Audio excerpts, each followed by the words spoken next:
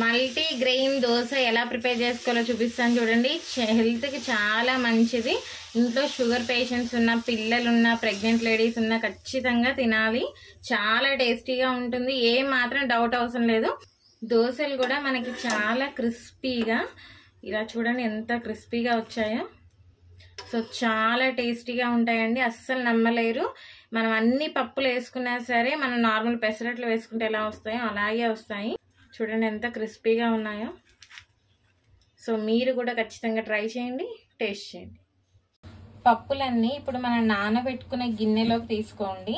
నేను ప్లేట్లో తీసుకుంటున్నాను మీకు అందరికి కనబడేందుకు. ఎర్రపప్పు ఒక పావు కప్పు తీసుకోండి. రాగులు ఒక పావు కప్పు, మినప్పప్పు ఒక పావు కప్పు, కందిపప్పు ఒక పావు కప్పు, శనగపప్పు ఒక పావు కప్పు, పెసరపప్పు ఒక పావు కప్పు, పెసర్లు ఒక పావు కప్పు, బియ్యం ఒక పావు కప్పు, సగ్గు బియ్యం ఒక పావు కప్పు,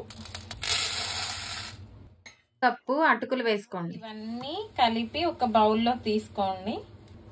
మనం నానబెట్టుకోవడానికి ఒక బౌల్ తీసుకోండి. అందులో మనం పేర్చుకున్న పప్పులన్నీ వేసుకోండి. మీరైతే డైరెక్ట్గా ఈ బౌల్లోనే వేసేసుకోండి. నేను చూపించడం కోసం ప్లేట్లో వేసుకున్నాను.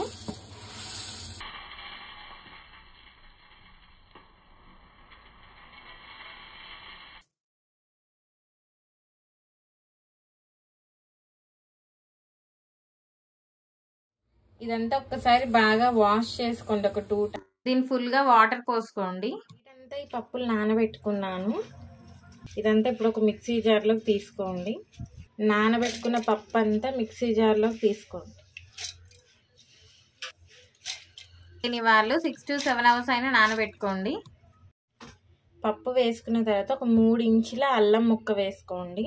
ఒక 4 పచ్చిమిర్చి, 1 స్పూన్ జీలకర్ర తీసుకోండి. ఇందులోనే ఒక ½ గ్లాస్ వాటర్ వేసుకొని మెత్తగా రుబ్బుకోండి.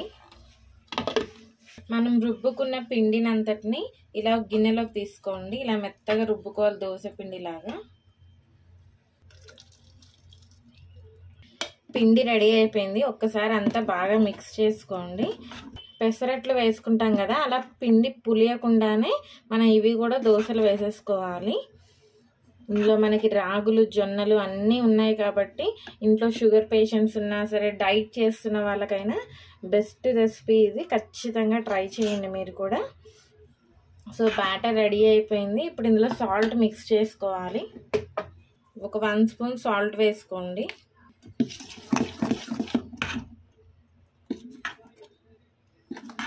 బ్యాటర్ అయితే కరెక్ట్గా ఉంది. ఇందులో మనం మళ్ళీ వాటర్ ఏం కలపాల్సిన అవసరం లేదు. అందులోనే ఒక ½ గ్లాస్ వేసుకొని రుబ్బుకుంటే కరెక్ట్గా వచ్చేస్తుంది కన్సిస్టెన్సీ. పెనం పెట్టుకొని బాగా హీట్ చేసుకోండి. ఆ తర్వాత కొంచెం ఆయిల్ అప్లై చేసుకోండి. కొంచెం వాటర్ చిమ్ముకోండి ఇలాగా. ఇప్పుడు మనం గరిటె దోశ పిండి తీసుకొని అలా వేసుకోండి. మనం పెసరట్లు వేసుకుంటాం కదా, ఆ విధంగానే వేసుకోవాలి.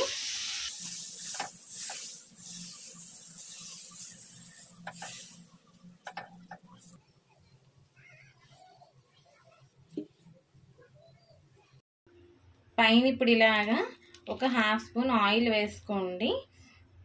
ఆయిల్ నచ్చని వాళ్ళు గీ వేసుకోవచ్చు.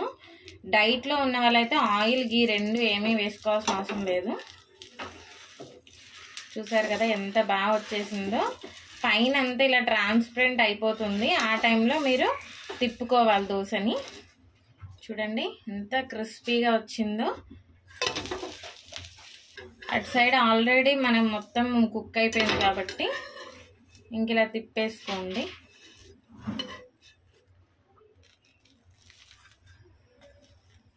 చూసారు కదా దోశ కూడా మనకి ఎంత క్రిస్పీగా వచ్చిందో. హోటల్లో పెసరట్లు తింటాం కదా, ఆ విధంగానే క్రిస్పీగా వచ్చింది. ఇప్పుడు మళ్ళీ పెనం మీద నీళ్ళు చిమ్ముకొని దోశలు వేసుకోండి.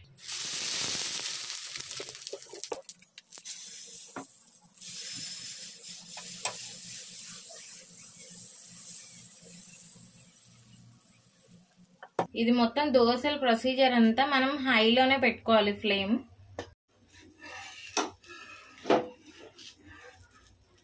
ఇదిగోండి ఇలా వన్ సైడే కాల్చుకొని కూడా తీసుకోవచ్చు. చూసారు కదా ఎంత క్రిస్పీగా మల్టీ గ్రెయిన్ దోశ రెడీ అయిపోయింది. సో మీరు కూడా ఖచ్చితంగా ట్రై చేయండి. చాలా హెల్తీగా చేసుకోవచ్చు, ఏ మాత్రం పాడవకుండా క్రిస్పీగా వస్తాయి. సో మీరు కూడా ఖచ్చితంగా ట్రై చేయండి, టేస్ట్ చేయండి.